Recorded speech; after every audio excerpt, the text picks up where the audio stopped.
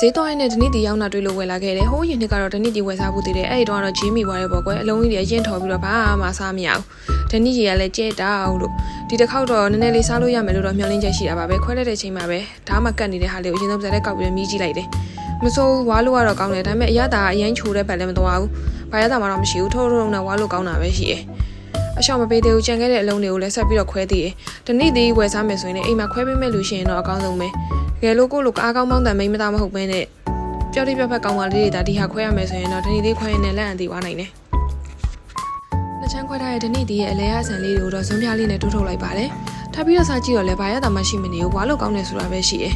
တနည်းရေကတော့တွေးခဲ့ပြီးမှမွဲလာတော့ဘူးအရင်နှစ်ကတနည်းရေဝယ်လိုက်တာတနည်းရေကကျဲတောက်ပြီးတော့ရေကအဖေခေါ်ရလောက်တဲ့အထိကိုအယောင်စင်းရအဲ့လိုမျိုးဖြစ်နေတော့ဒီနှစ်တော့ထပ်ပြီးချင်းမိမခံတော့ဘူးဒီတိုင်းကိုယ်တိုင်ခွဲစားရတဲ့တနည်းတီကိုပဲခွဲလိုက်တော့တယ်ဒီတစ်ခေါက်တော့အရင်ဆိုးရွားတယ်တော့မဟုတ်ဘူးဒါပေမဲ့ချိုချိုလေးတော့လဲစားရတာလည်းမဟုတ်ဘူးဝါလို့ကောင်းတယ်ဆိုတဲ့အနေထားလောက်အသိပဲရတယ်